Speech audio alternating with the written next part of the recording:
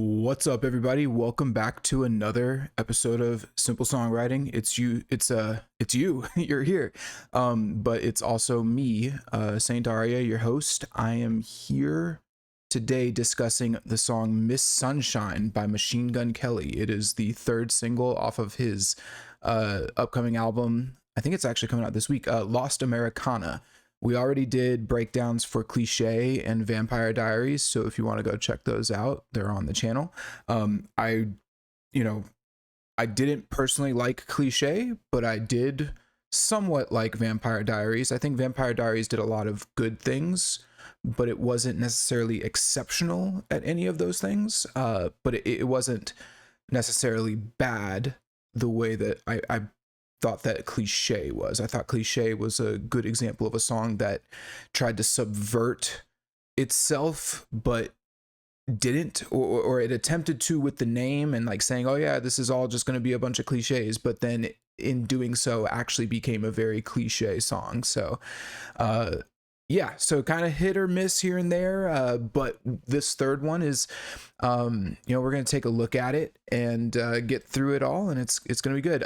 Just kind of initial thoughts on this one. So this song is, it's a background song. It's background music.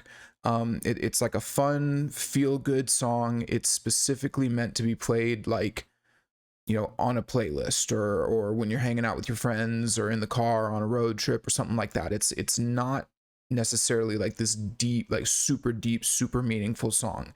It's just meant to be played when you're out with your friends. So it kind of, it's not meant to be taken too seriously, which is kind of interesting considering the nature of this podcast, because we dive into every aspect of it. But we're going to analyze it for what it is. Okay, so I'm not going to analyze it as if it should be this great, amazing work of art. It's background music, and we're going to see how well it accomplishes that, and if it can still be interesting or unique, despite the nature of the song or the purpose of the song kind of inherently being that it needs to be inoffensive and just kind of pleasing to listen to and chill. So it's going to be a little bit of a different episode than what we normally do, not in terms of the structure of the episode, but it was just a trickier song, I think, to analyze. But we'll talk more about that later on, like specifically what background music, like how background music functions and all of that. And yeah, so why don't we just start at the start? Let's just get into it, and we'll let the topics come up as we go along. So let's get started with the intro.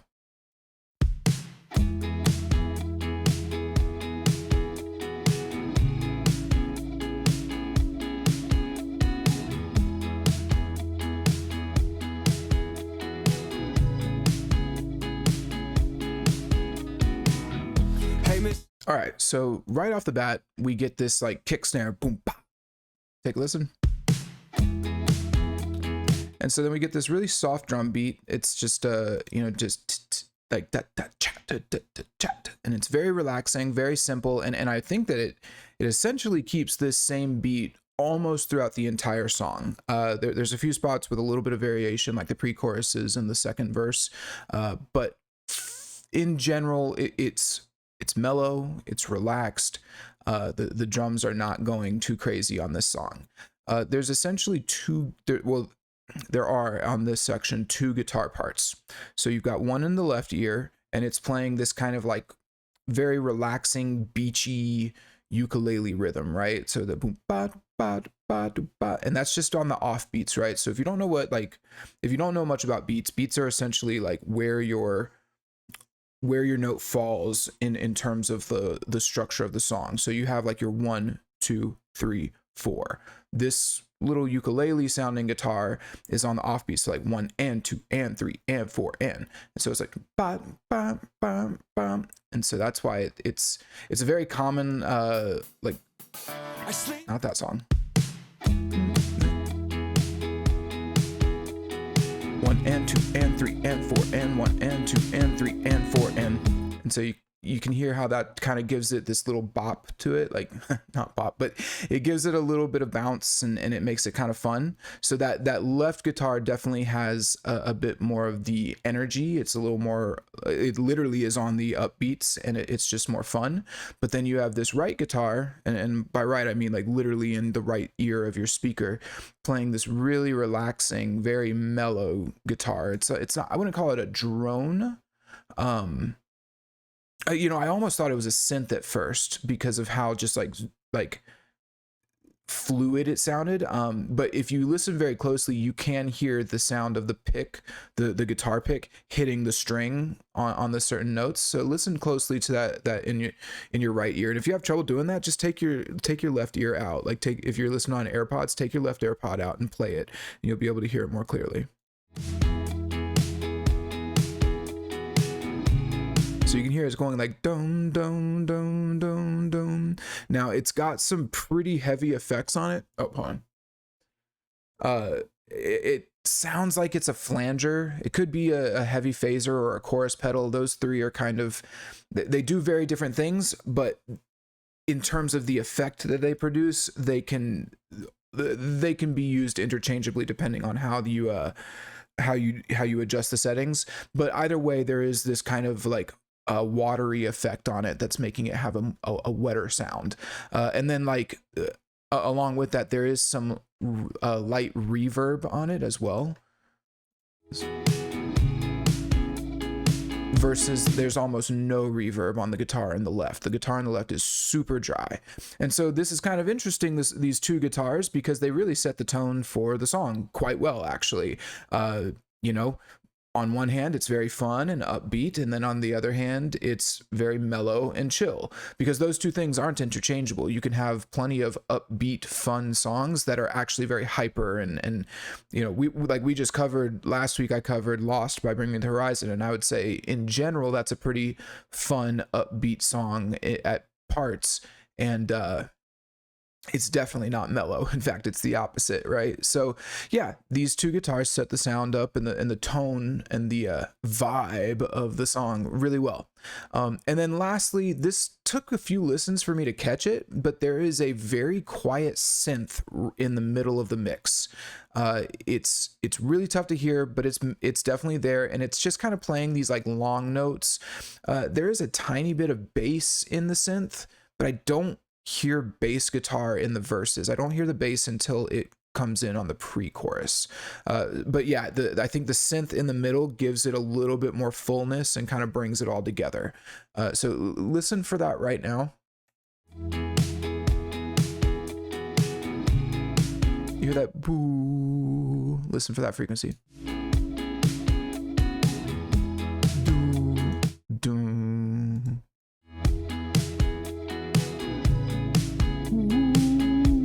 So yeah, very, very relaxed, very chill. So this song, you know, off the bat, we know that this is just going to be a little bit more mellow. You know, they can always play with that, but I don't think that's what we're going to be doing here. I think this is meant to just, you know, relax you. So then we get the vocals come in. Hey, Miss Sunshine, I took a tab and felt the sky. It's a good life, and then it's bad, but that's alright. On the bright side, we all sin and sympathize. So in the meantime, might as well enjoy the ride. 4 seats. All right, so let's pause there, because then he goes into a different, he actually goes into a different melody. So the music doesn't change at all here. So he just comes in and starts singing. His melody is very laid back. And something that I've always complimented MGK on is like, he's solid when it comes to his melodies. They always sound very natural, very fluid. They never seem weird or forced or anything like that. But even in this one, it's a laid back melody, but it is relatively quick compared to other songs, right? So it's, hey, Miss Sunshine, I took a tab and felt the sky. It's a good life. And then it's bad and that's all right. And so it's like, okay, we're having, again, it's that, like I said, that juxtaposition of like, it's fun and upbeat, but it's also chill and mellow too.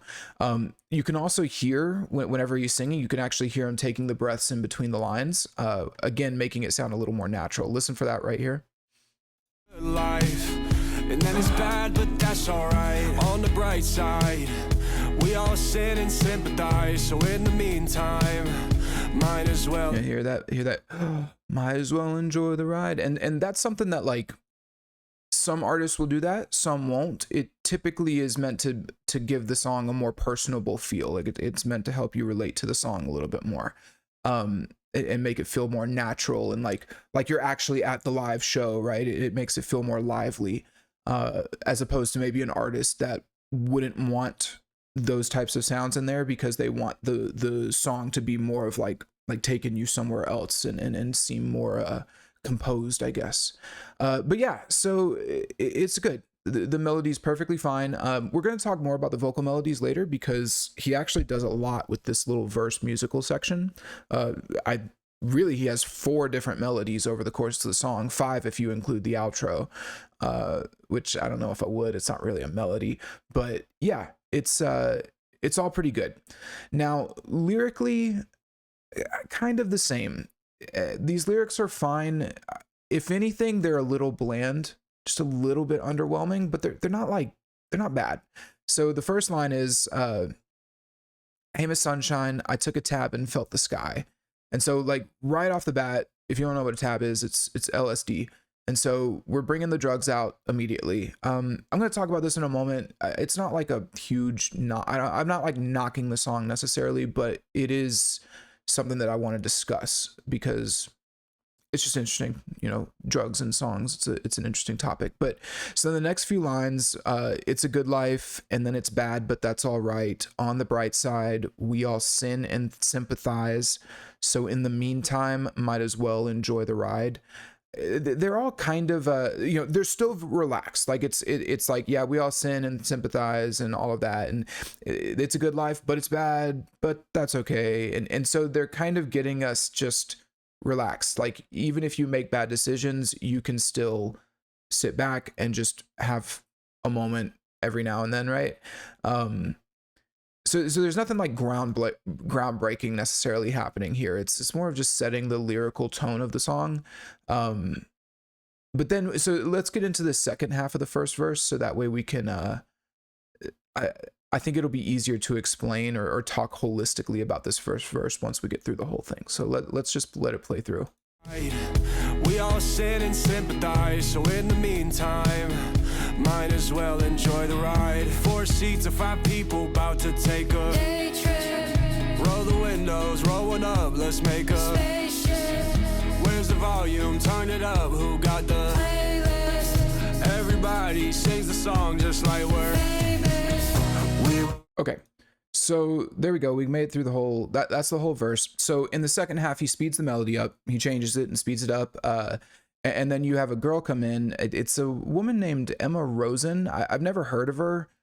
She did show, I did find her on TikTok, and she's got like 6,000 followers or something like that. Like not many at all. So she's not some huge star from what I can tell, but she seems to have a good voice, but I'm actually not a big fan of her parts here. She kind of sounds a little bland and monotone. She's the one singing like day trip, spaceship. I'm almost kind of like, why'd you bring her on if that's all you're gonna do with her as an artist? Like have her sing some of the parts with you or something. I don't know. Maybe I missed something here, but it just didn't quite fit to me. Not that it didn't fit, but it just kind of, when I first heard it, it just seemed kind of like, okay, like I don't know why they did it, and so it just kind of is what it is. I don't hate it, I don't love it. She just sounds a little bland and monotone, and she's singing the same note, musical note, 8 times. Da da da, or 4 times da da da da. So yeah, MGK sounds good, and he's laid back too, kind of like her, but at least his still has like that energy, right? Like he is a good singer. So that 4 seats of 5 people about to take a day trip, it's like, okay. So anyway though, let's talk about the lyrics. So he says 4 seats of 5 people about to take a day trip. Pretty good line. Pretty good line. It's a double entendre for tripping acid. We already mentioned taking a tab, and so you're talking about a day trip. It could be, that could be a trip, like you're tripping on acid. But also the idea of like getting 4 people or 4 seats for 5 people. It's we're all cramming into the car and we're going to have fun. So I like that. I think that's actually a pretty clever little bit of imagery. I don't think I've ever heard anything like that before. I mean, obviously, like, we all jump into the car or something like that, but the specifically the idea of we're all getting stuffed into the car, like we have more people than we could take, but that's okay. We're just winging it today, right? So that's fun. It's fun. So then he says, roll the windows, roll one up, let's make a spaceship. Again, more drug stuff, but whereas I think some of the other lines, like the line before this, about to be a day trip, I thought that was a little more clever. This kind of isn't. This is a little cliche. I've heard this line many times, and it's just typical stoner stuff. Like, let's make a spaceship, dude. And then, unfortunately, I think the last 2 lines here of this pre-chorus, or this isn't the pre-chorus, of this verse, where's the volume? Turn it up. Who got the playlist? And everybody sings the song just like we're famous. I think these are kind of filler lines. I mean, you could maybe draw like a thematic line between the famous, him saying act like we're famous, and then what does he say in the pre-chorus? We were royalty in a cheap hotel. You could say that maybe there's like a thematic relevance there, but it's just very. I'm really reaching on that one. I think that's me being very gracious. So yeah, not too much like thematically going on. And again, I mentioned, but that's kind of the point, and that's why it's kind of strange to talk about a song like this with this much in depth, because these lines aren't supposed to be thought about too heavily. So in that end, they are catchy lines, and I think that they're the type that you could remember relatively easily, but there's just not a whole lot going on. It's not a knock on the song. It's just the reality of it. Okay. But with that said, I do want to briefly talk about drugs in music. I thought this was just kind of a interesting topic to at least like get into. So I don't inherently have a problem with drugs in music. I think it's really dependent on how they're used in context. I think they fit quite well in a song like this, at least at some parts. He mentions like Coke, a cola later on, and I felt like that one, I'll talk about that when I get there, but at least these lines here where he's talking about to be a day trip, it works okay.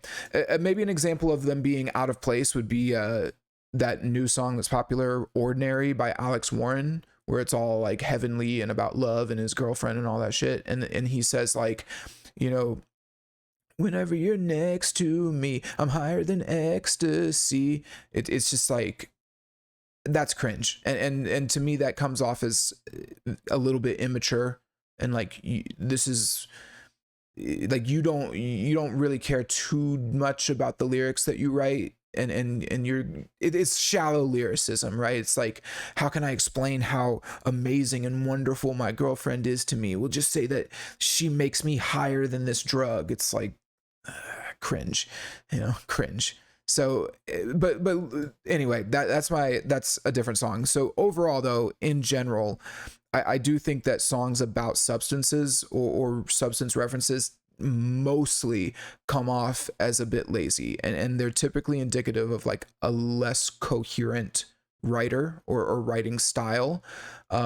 So what I mean by that when I say like less coherent, it's that artists who throw lots and lots of drug references in their songs, or who specifically write songs about drugs, they typically aren't the types of artists who focus on things like the theme of the song or the story of the song or the purpose or like a deeper thematic value. Before everyone crucifies me, I actually think that MGK is a bit of an exception to this.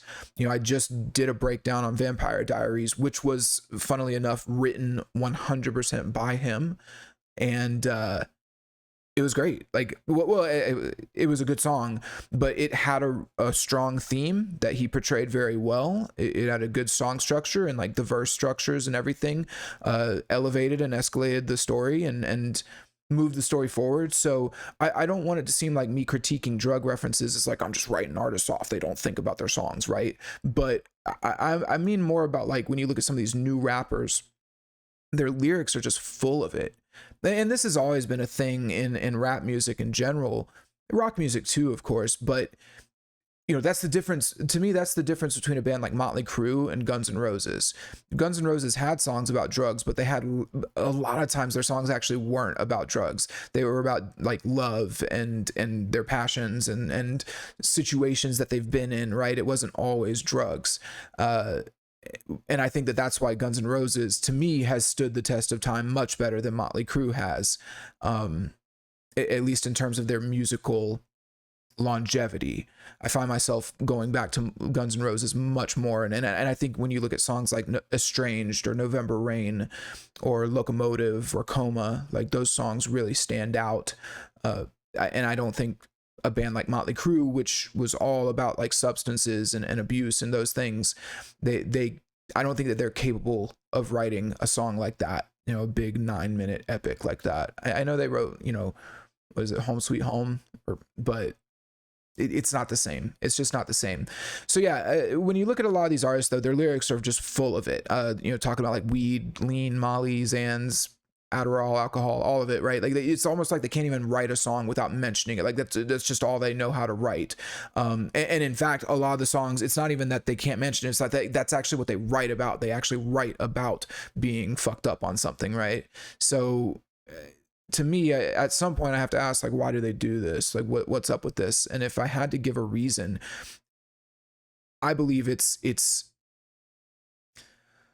well, if I just gotta be honest, it's because a shallow artist will typically write about shallow topics. And those shallow topics are what appeal to baser human sensibilities. And this is like, the sex sells and that type of thing, right? Like sex and sensation and emotion and oh, I took this drug and it expanded my mind without me having to do any work, right? And so when we talk about these like baser things, right, we're talking about things that like animals can experience. And an animal can take a drug and get high. If you've ever seen those clips of like the chihuahuas that are drooling, but animals have strong emotions and sex and all of that. And so it's like that type of music appeals to those sensibilities because we are evolved from animals, but the difference is, and the difference in quality that I'm referring to with this whole conversation is that we are actually evolved past animals. We have the power of rationality. And I think that that's where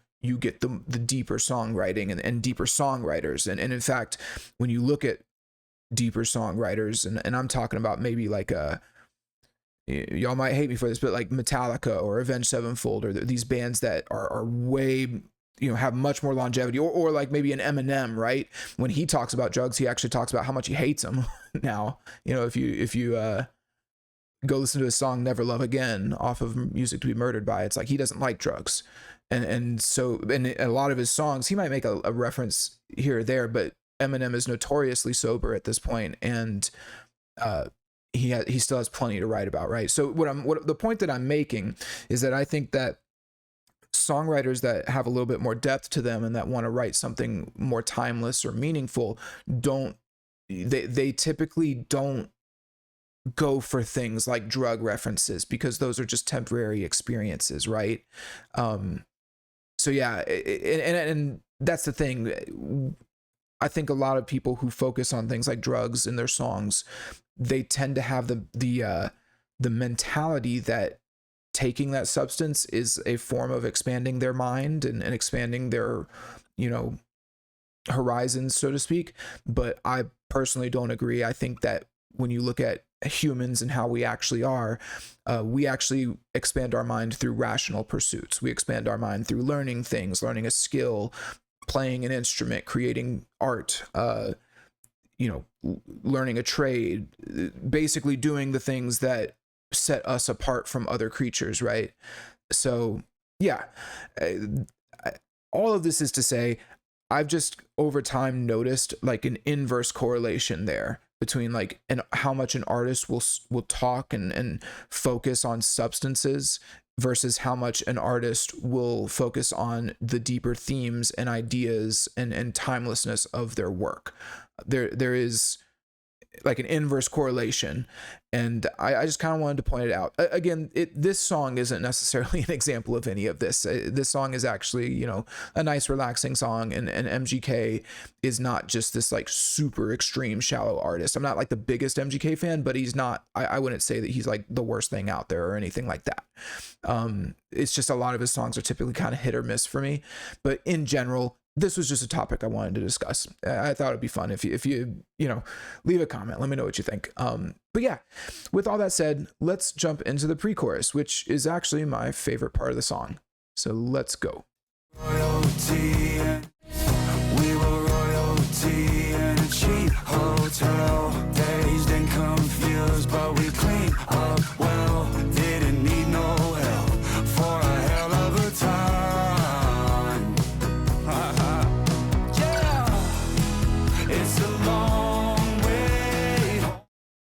Cool. There we go. Okay, so that pre-chorus is pretty cool. There's some cool stuff happening here. So first off, you have an electric guitar come in to the center of the mix. The guitars on the left and right cut out, and you get this one guitar right in the center. Well, I think there's actually two guitars, maybe even three, but there's definitely one electric guitar that's there, that's lightly distorted, and it's kind of playing these power chords. So check that out right here. It's going like dun dun dun dun dun dun dun dun dun dun dun, or dun dun dun. Yeah. You can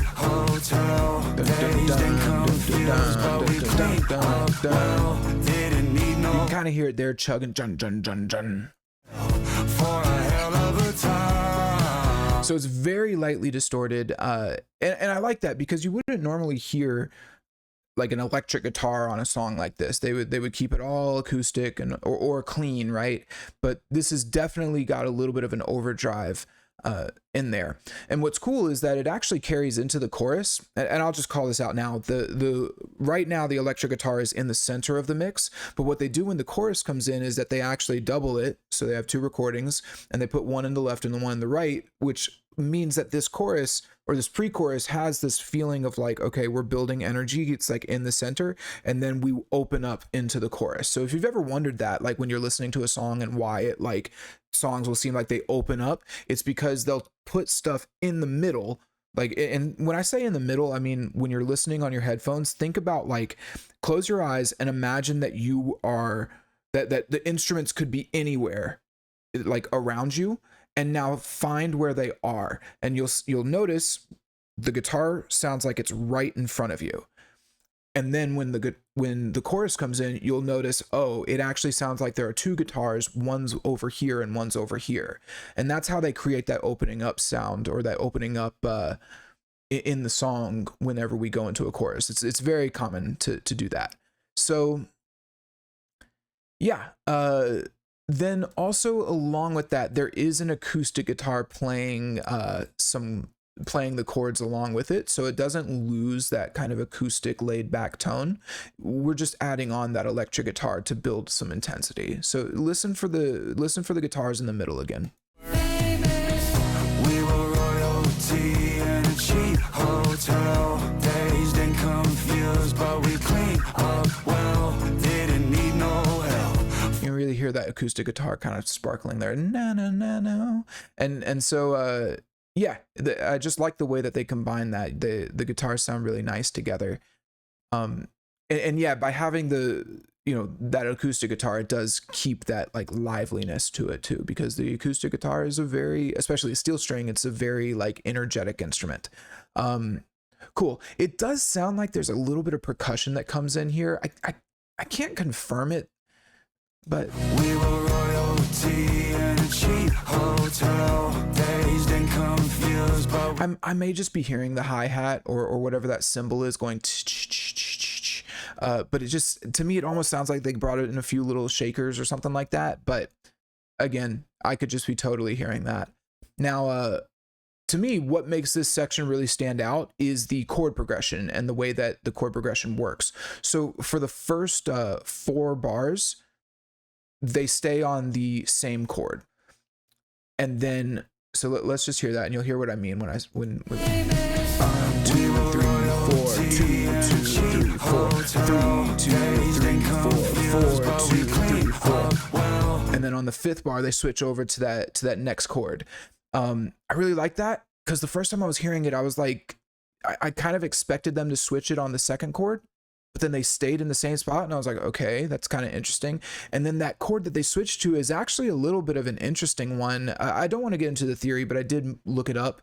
They're going from an A chord to an A major chord to a G major chord. But I think what's interesting is that the chord is going lower, and you can hear it on that electric guitar, the chugging, it actually goes lower, but then his vocals go higher. And I'm not sure exactly what that relationship is between the vocals and the chords. I didn't look that far into it, but like listen, because if you just listen casually, like if you're a casual listener, you're mainly going to focus on the vocals and you're going to hear how he does go higher. What's the exact lyric? He says, "Dazed and confused, but we clean up well." And it sounds like it elevates, but what's funny is all the music actually comes down. It's just the vocals that come up. So here, take a listen to the guitars.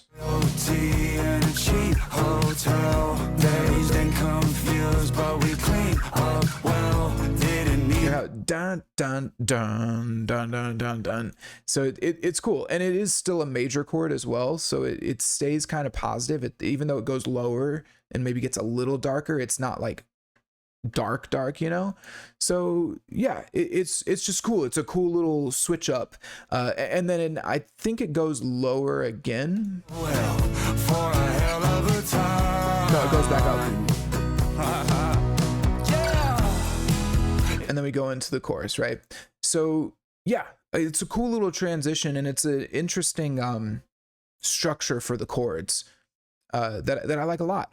Now, in terms of the vocals, I actually think the vocals here are really good as well. This is definitely the best part of the song, easily. So he has a lead vocal in the center, and it's a little bit lower, and it's a little more like, again, I don't know all of my exact vocal terminology, but it's like a baritone type of thing.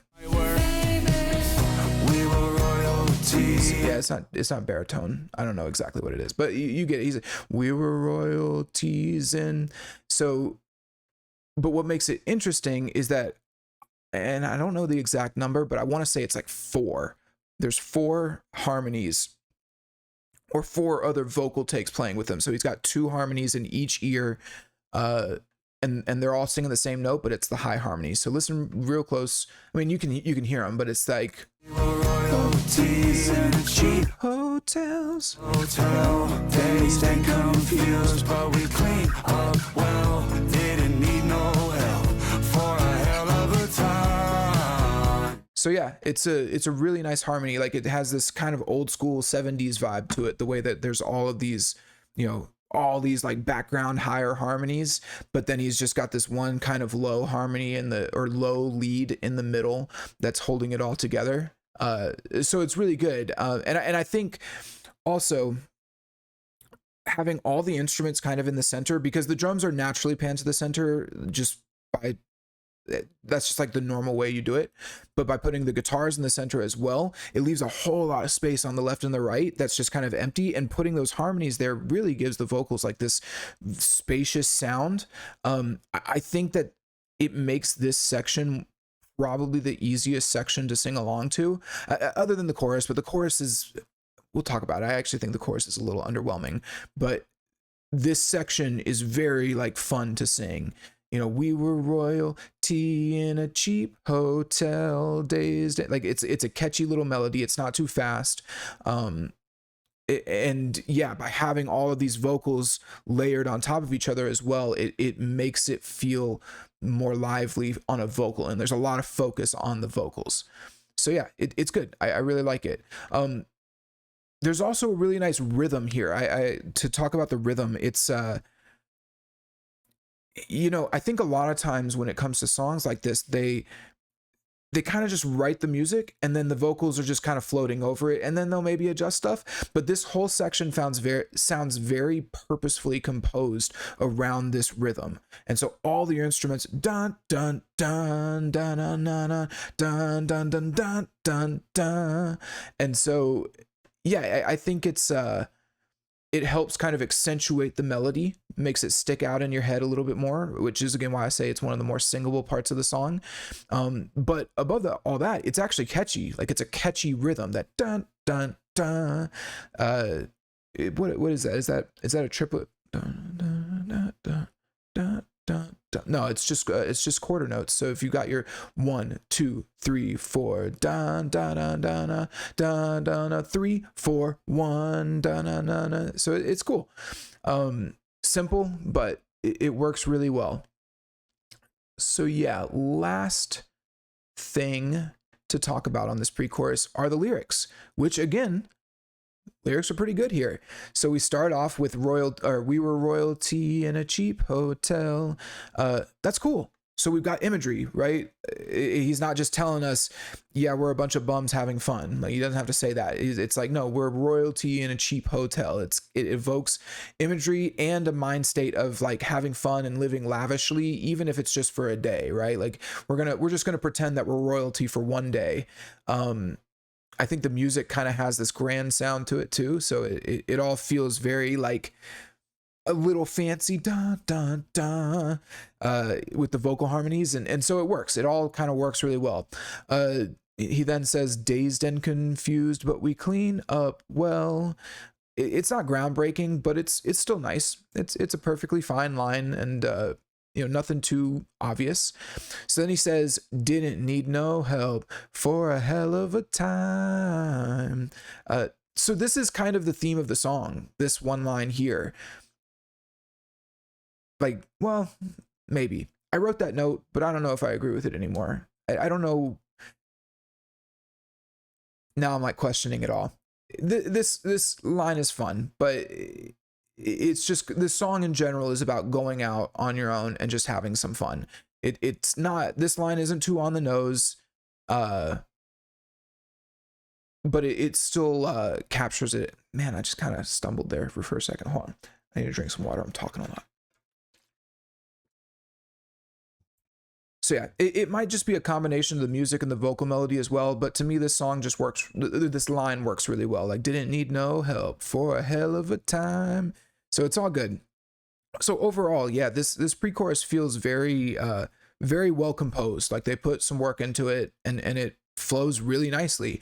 And it flows really nicely into the chorus. I think my one gripe for this section, which funnily enough has been my gripe for just about every song for all the songs that I've covered from Lost Americana, is that his ad-libs are they just sound terrible. They just sound so corny. Here, listen.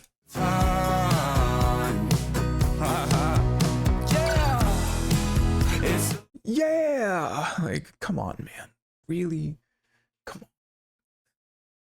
Yeah, like I feel like he's done that on every song we've done. Like, yeah, I swear he did it on Cliche as well. Hold on. I got a lot of right. I don't wanna say this wrong. I don't wanna say this wrong. Yeah. Tell me what you're waiting for. Yeah. And then here. I turn around. He did. He has been doing that. What's up with him? Yeah. Why is he saying that? Yeah? Like he's James Hetfield. Yeah.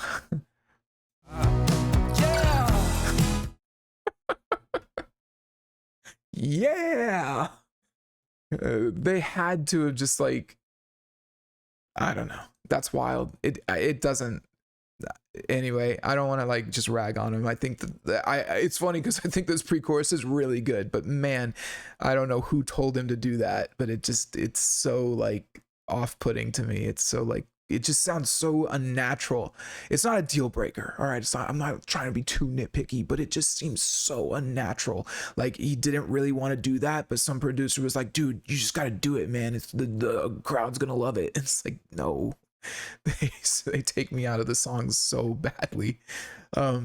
Anyway, okay, it's all good. It's fine. It's not like the end of the world. Let's go on into the chorus.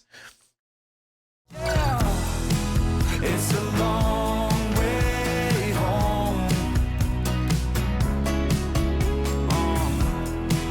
It's a long way home. Don't know which way to go. It's a long way home.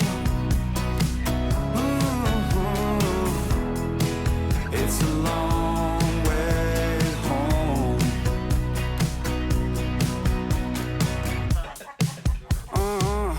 All right, so there we go. That's the chorus. It's okay.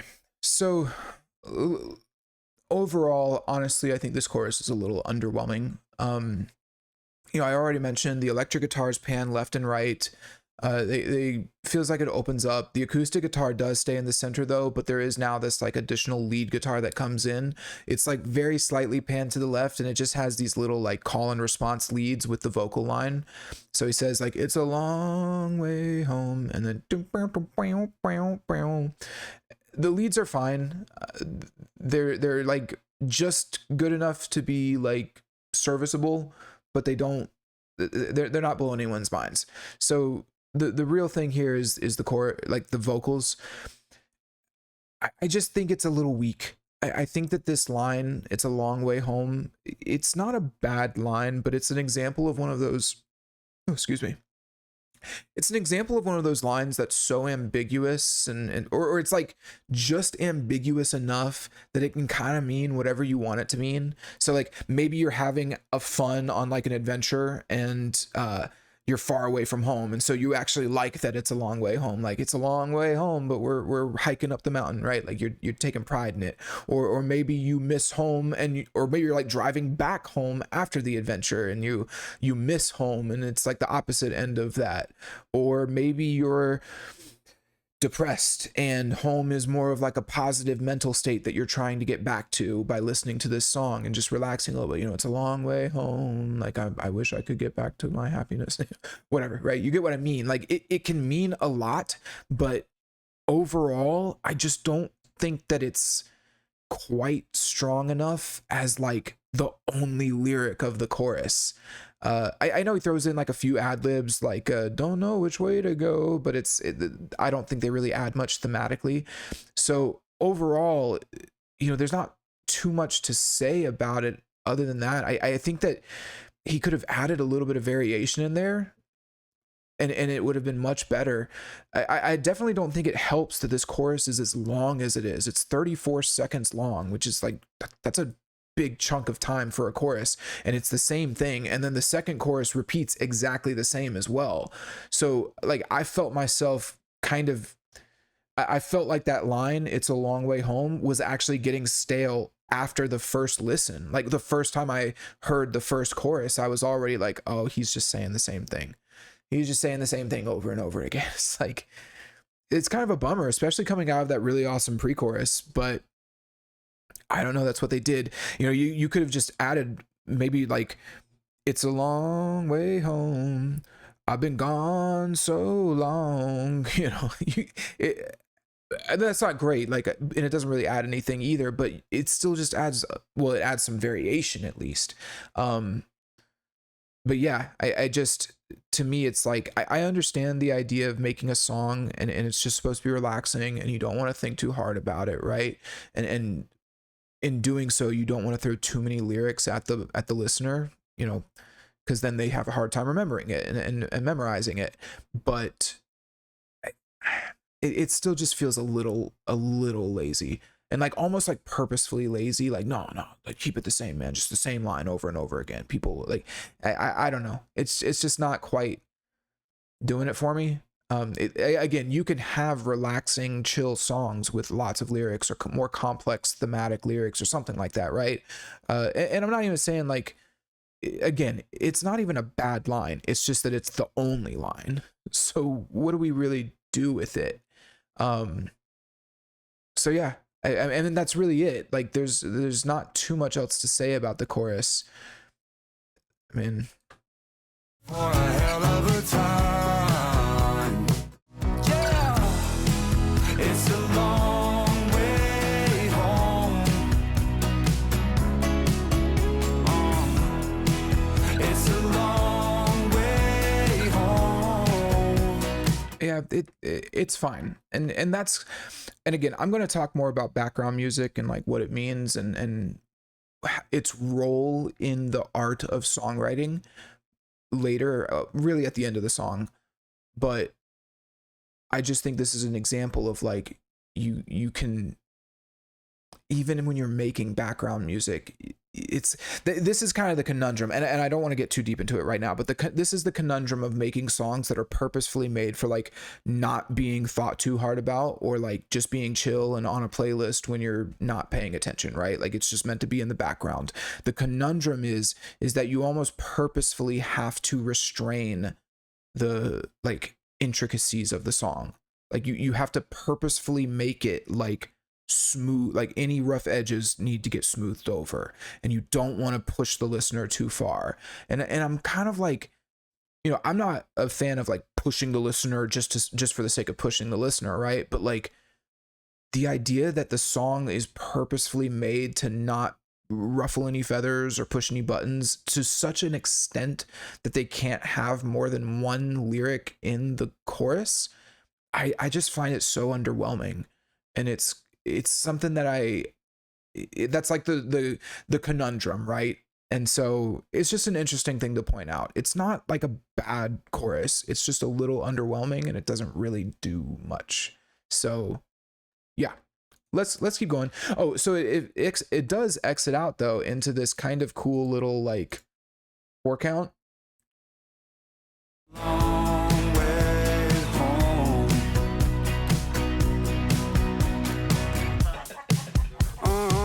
These With that big, I think it's a tom hit, boom, with people laughing in the background. So again, we're just keeping the fun energy up, and that's actually, I do want to point out, that's actually a nice little songwriting technique to like put like background ambiance in certain little sections to give you the setting, give you the vibe, right?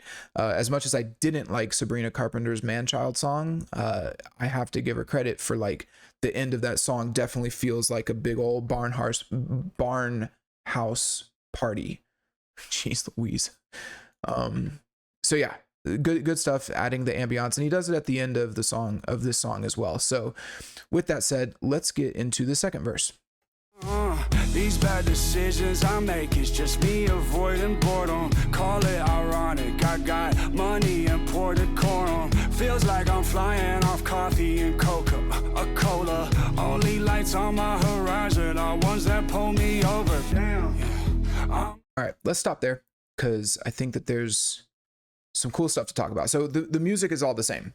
So there's not really anything to talk about musically, or it's all the same as the first verse, but the vocals again change melodies. So over this specific section of music, we're now on the third melody, and to his credit, it sounds great. Like it's got a little bit more energy than the first verse, mainly because we are now, oh my God, sorry. I keep like hiccuping or something. I ate dinner before I started this. But anyway, yeah, so it's definitely a little more upbeat compared to the first verse. He's keeping the energy up. It's exciting. The lyrics actually match this too. The lyrics are a bit more active, like they're actually doing things. They're good. I mean, the first lyric is these bad or what is it? These bad decisions I'm making's just me avoiding boredom. It's like the first line is these bad decisions I'm making. That's not, I don't think that that's by coincidence. I think it's very purposeful because we're actually at the part of the song where he would be doing the bad, like making the bad decisions, acting a little reckless, you know?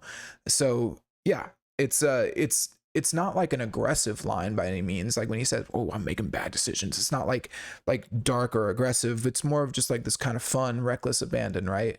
So it's chill, it's fun, but yeah, that line in particular, there's not too much to dissect. But then he says, "Call it ironic, I got money and poor decorum." Which again, I think that fits really well into that like royalty and cheap motels vibe. You know, we're celebrating, we're living lavishly for a day, right? We're having fun. So then we get into the Coke line. So he says, "Feels like I'm flying off coffee and Coke, cola." It's a little on the nose, if you get my drift. No pun intended.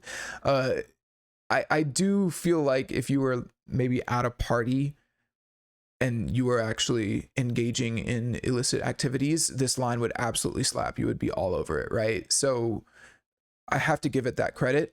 But I do, when I said it's on the nose, I actually meant it. I do think it's just a little obvious. I also think, and if y'all can call me, you know, preacher Cameron, ooh, goody two shoes, but I do think that this song up to this point had this degree of kind of like, I wouldn't call it innocence, definitely not innocence, but like a lightheartedness, right? Like a kid could still enjoy, like a teenager.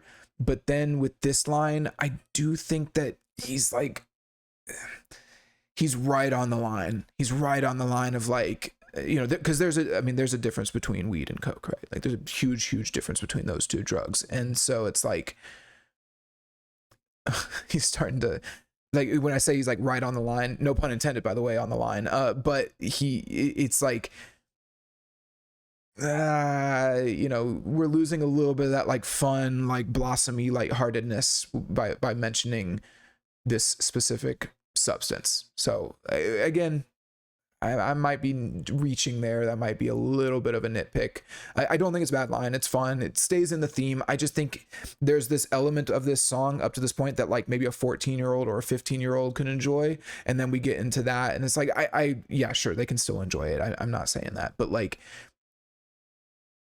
it's a different level of substance. That's all. That's the only point I want to make. So, but I think he plays it off well. Coca-Cola, right? And so it's fine. It's not egregious. It's just, it is fun. It's all good. Everybody relax. But then we actually get what I consider to be like the sleeper hit of this song, the sleeper hit line of this song. I think that this next line is actually probably the best line of the song. So he says, "Only lights on my horizon are the ones that pull me over." This is really cool. I really like this one. So it's actually some pretty damn clever wordplay, and it captures a few ideas. So first off, when you say that something's on the horizon, that means that it's impending. It's the future, right? So when he says light on the horizon, that can mean a few things. That can mean like the sun rising, or it can mean like there's hopefulness in the future, like there's something to look forward. There's light on the horizon, right? Like things are looking up. But then when he says that the only light on the horizon are the ones that pull me over, implying cop cars, he's acknowledging hopelessness. He's saying that there is no hope on the horizon. You could also read it as like the sun's not rising, right? Like it's still night. The night is still young. We're still having fun, right? So that could also be a read into it. Hence why he's getting pulled over and getting into trouble. But I do think that the hopelessness, like is more of the meaning. But I think it's the way that he phrases it and sings it, it doesn't sound, it's not like a depressing hopelessness. You know, only lights on my horizon are the ones that pull me over. It's not like this depressing line. It's actually got this more like fun, reckless abandon, like I don't care about my future, like whatever, it doesn't matter, which actually kind of fits the vibe of the song. And I just think it's really clever. Like the idea of lights on the horizon being cop cars, you know, in your back, like in your rear view mirror when you're looking behind you. It's just very clever. I've never I've never heard that comparison before. So, and honestly, it's a lot. Like, that's a lot to capture in so few words. The line is short. Only lights on my horizon are the ones that pull me over. And it's like, damn, like you just captured a lot there. Like you captured the, the recklessness and where you're at mentally, and maybe a little bit of like sadness, but not so sad that it takes you out of the song or the fun vibes of the song. But also some nice wordplay about like the cop cars coming to get you. So you're having fun, you're getting into trouble. So there's just a lot like in such a short line. So yeah, I really like that line. I really like it. So props to him.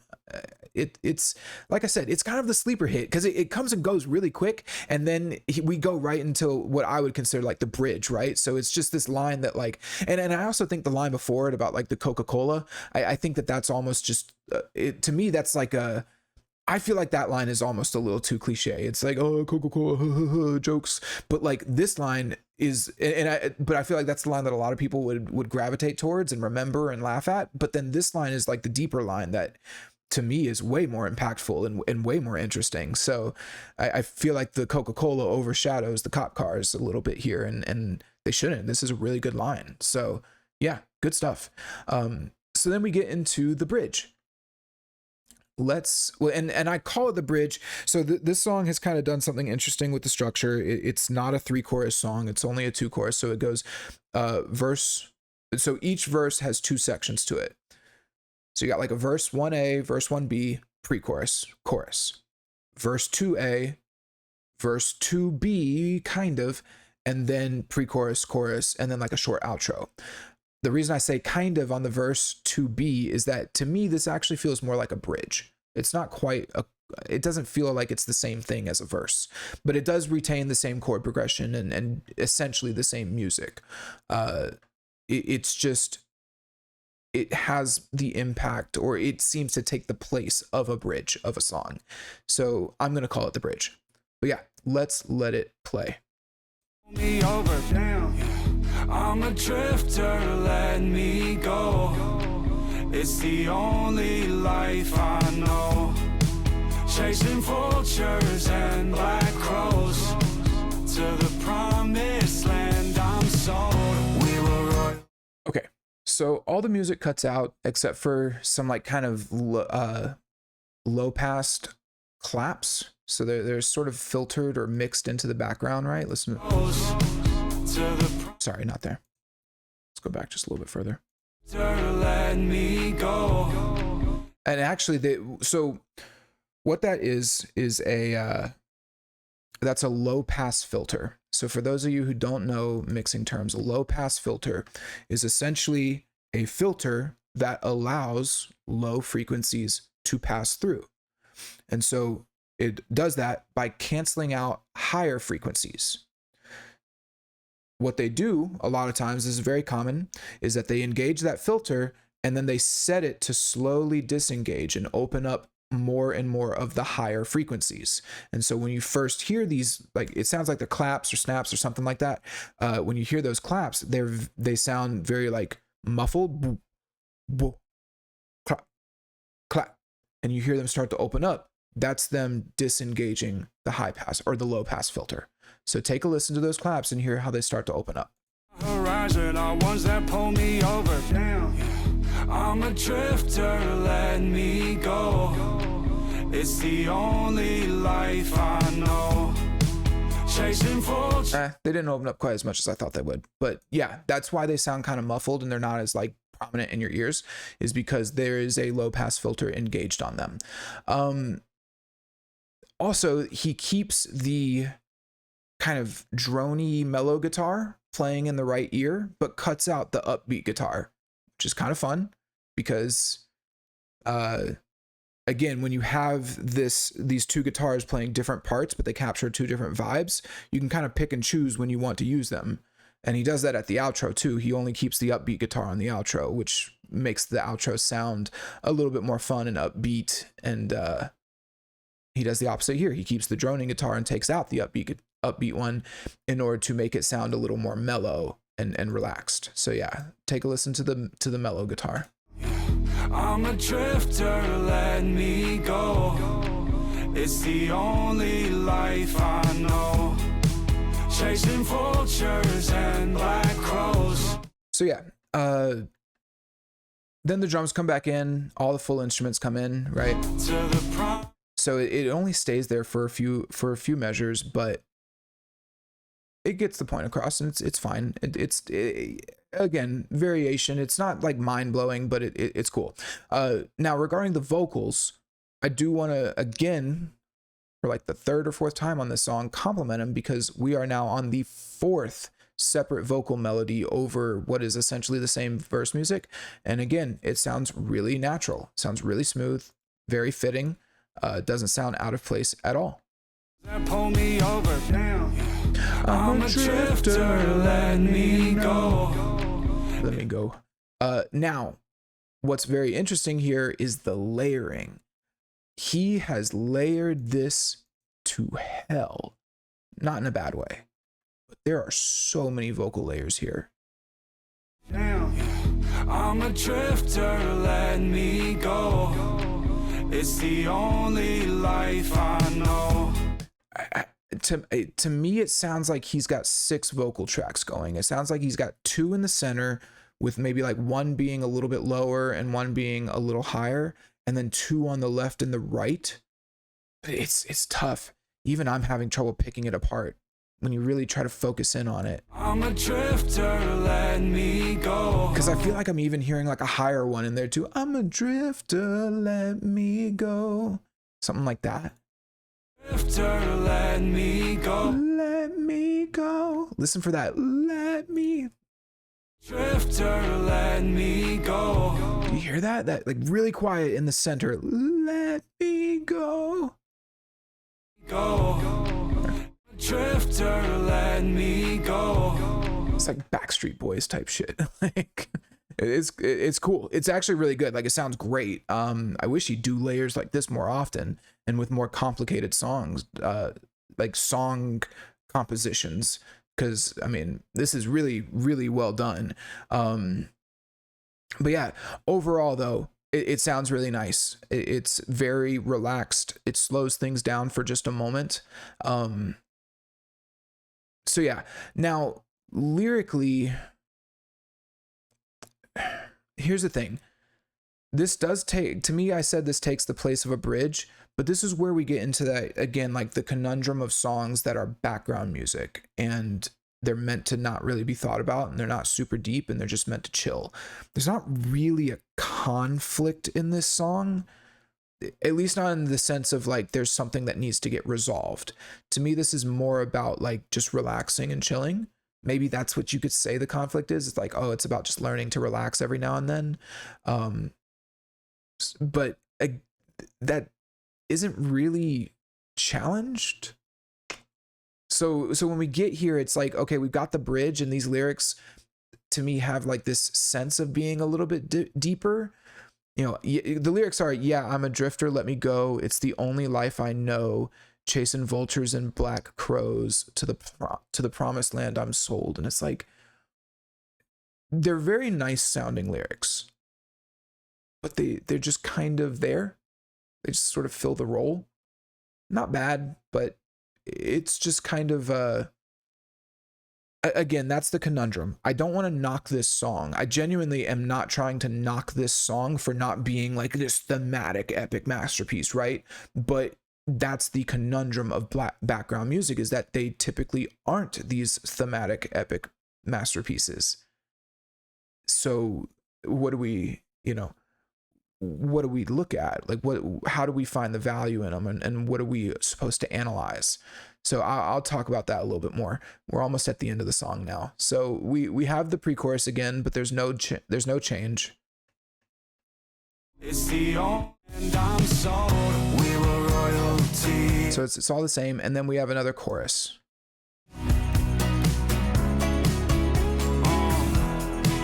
It's a long way home. The only difference I think I can hear in that chorus is that there's maybe an organ playing in the middle. It just sounds like there's a shimmering organ. It's a long way home. Don't know which way to go. Hear that? Wow, wow, wow. So there's that, but everything else is the same. So then we get to this outro.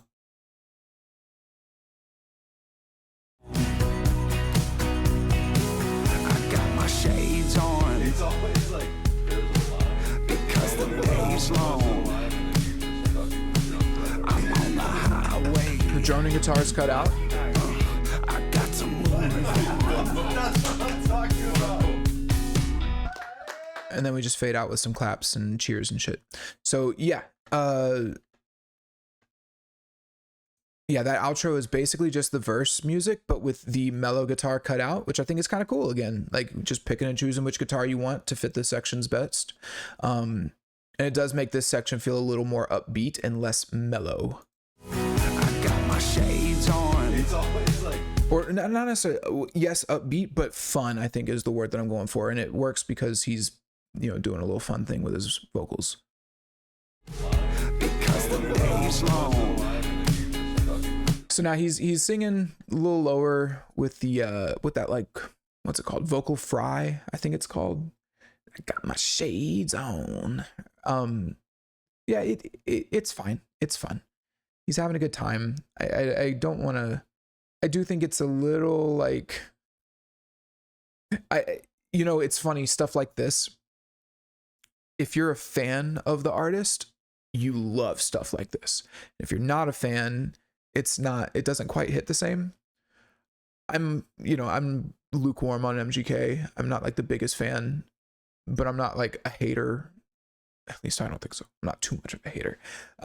But yeah, I do think that this line in particular, or this section, it's, you know, it doesn't quite do it for me, but I understand why it would do it for his fans, and it's just kind of fun. So hey, you know, not gonna knock someone just having fun. So it's all good.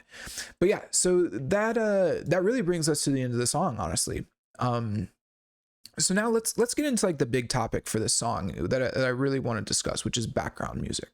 So songs like this, there's a lot of them. They're like almost a dime a dozen, right? These songs that are kind of about nothing. They're just meant to be put on a playlist and like listened to when you're having fun.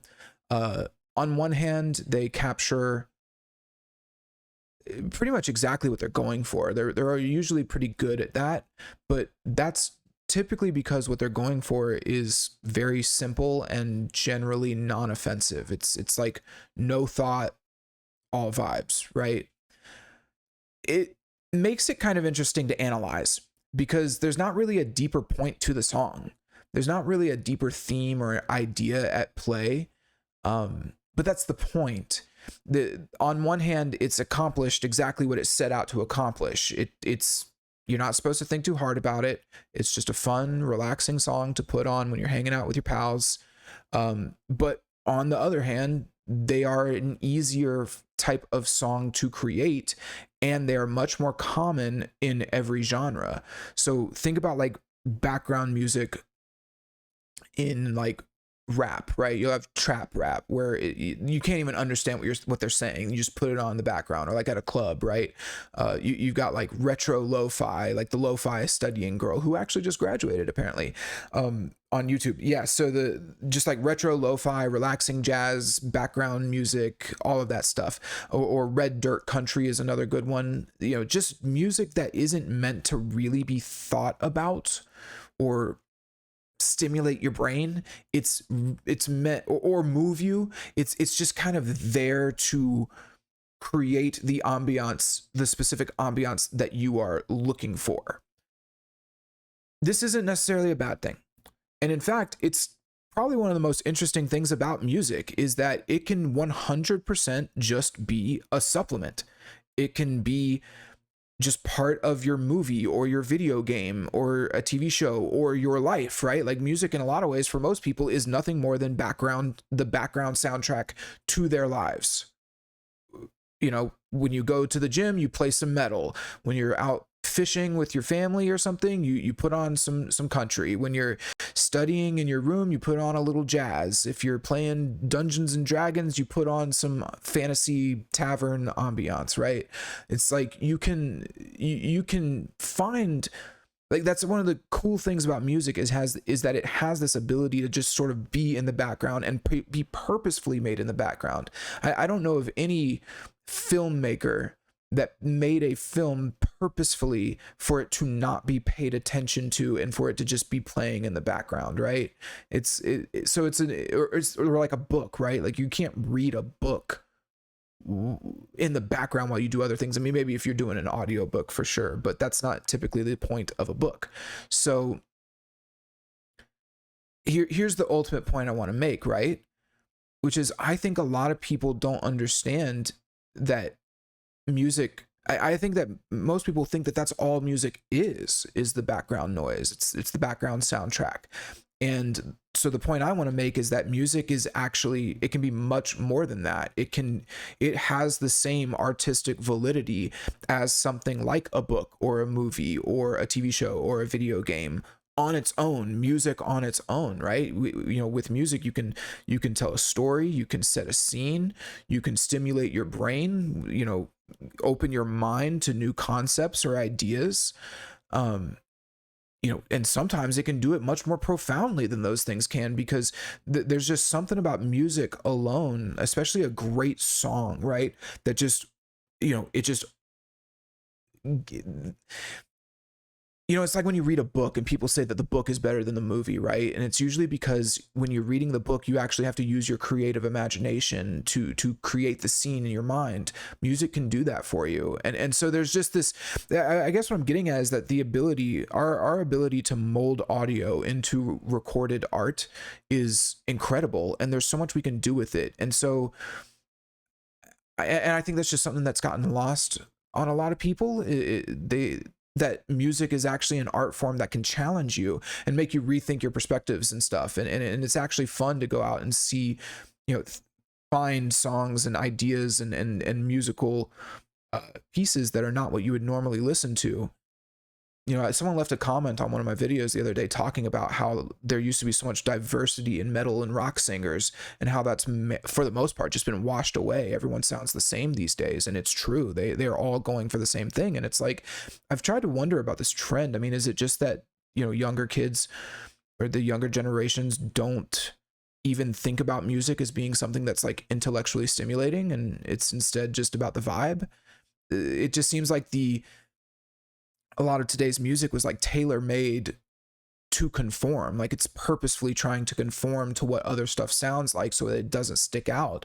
And I just think that that's such a huge loss. It's like the younger people don't understand how intellectually rewarding it is to explore new sounds and styles, or to have an artist that likes to enjoy or explore new sounds and styles, right?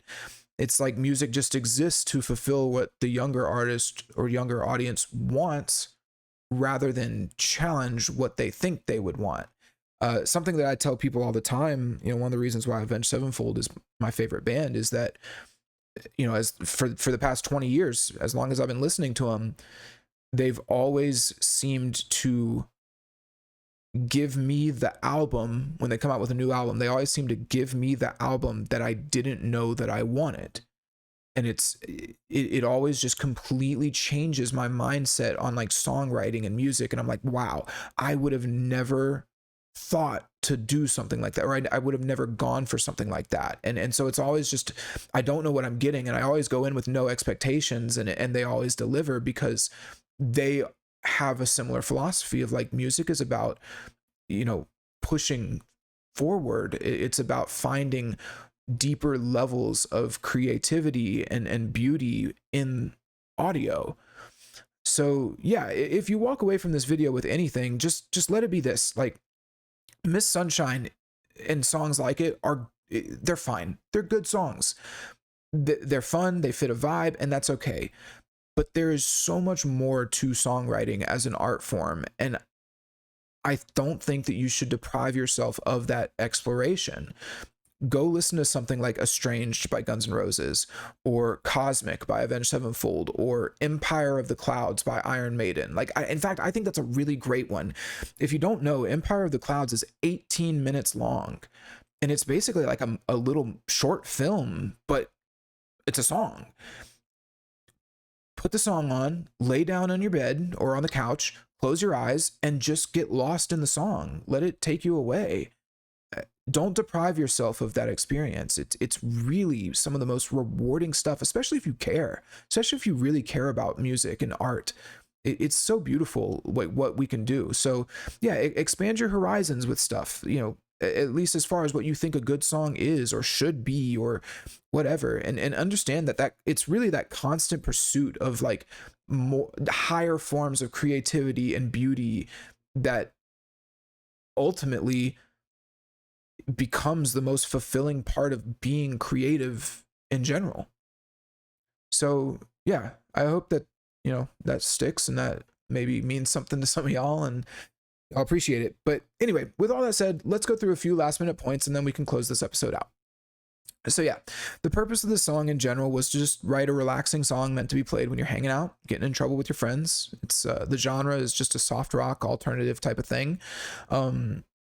Mix wise, it's a very relaxed mix with a few cool moments, like the pre-chorus having things in the center and then opening up, and then like the low pass filtered claps on the verse 2 bridge. I think compositionally, the song does a really good job of keeping things relaxing, but still changing things up by taking away and adding instruments. His vocal compositions are really great. The vocal melodies, he has 4 separate melodies over the course of the song, which is very over the course of the 4 separate verse melodies over the course of the song, which is very impressive. And then his harmonies, there's tons of the layers, and they sound both very natural and normal, like he really did sing them, but also very well composed and like they were deeply thought through. So I really appreciate that. The lyrical content, it's just chill lyrics about hanging out with your friends, getting into some trouble. I do think there's a few moments like that, you know, the only lights on my horizons are the ones that pull me, the only light on the horizon are the ones that pull me over. It's like, I think there's these little hints of something deeper, but they never really dive into it, which is, it's fine. And so thematically overall, we end up with a song where there's not really much of a theme in the conventional sense. It's just kind of this song, this pleasant music to put on in the background when you're hanging out with your friends.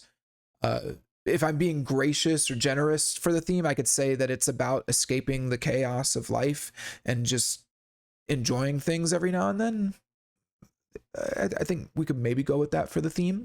But yeah, overall, final verdict, it's a perfectly fine song. There's nothing particularly terrible other than, yeah.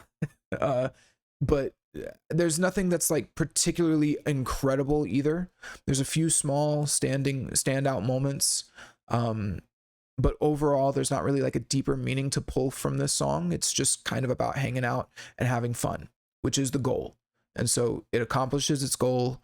But I do think that songs like this come around, you know, all the time. They're a dime a dozen, and they're typically only popular until the next one comes out. So I don't think that the song will have tons of staying power, but it did what it set out to do, and it did it just perfectly fine. So there we go. That's it. We did it. We made it through another one. Thank you for sticking around. If you're listening, I appreciate it. Yeah, this is MGK's new album's coming out this weekend. As of me recording this, I'm recording this on Friday, August 1st, so it'll be next week, I think, actually. So it'll be I'll probably do a few more from this album. The album's popping. It's doing good for my channel. Everyone seems to be interested in MGK. So I don't mind. I think his songs are interesting enough to dive into. And then I do think, we're done with Miss Sunshine now. If you're done, you don't have to keep listening. But I do want to say Atreyu just came out with their re-release for their 2025 re-recording, actually, of their album The Curse from like 2004 or whatever. It's kind of ass. It's really just the worst thing I've ever fucking heard in my life. So I might do one of those songs. I might do like, I think, I really like You Eclipsed by Me. I think that's probably one of the better songs on that album. Even though the album is good, it's a really great album. If you haven't listened to The Curse by Atreyu, go check it out. But yeah, I think I will end up doing one of those songs, but maybe not for like a week or two, just because I know the new MGK album's coming out and I want to at least do like one or two of the songs from the album before maybe taking a break from good old good old Kelly for a while. So keep a lookout for that. And then as always, like if you have any suggestions for me, just let me know. Leave some comments in the on YouTube or Spotify if you're listening. If you're listening on Spotify, honestly, come over to YouTube. I post clips every day, and I would really like to grow the YouTube channel as much as possible, because I think that that's a place where it's a little bit easier to create a community, and that's really what I'd like. I would love to talk to people who maybe have this, you know, semi autistic view of songs the way that I do, and like to dive in. But anyway, cool. Well, that's that. I hope you guys, you know, if you're listening to this on the weekend, hope you're enjoying your day, and peace out. Oh, last thing, this is my first time using the light filter here. You know, I have a day stream and a night stream. There's the dark mode and here's light mode. So I figured it'd fit because I actually am recording this in the daytime, and it is a song called Miss Sunshine. So look at that, staying on theme. All right, that's all I got. Peace out, everybody.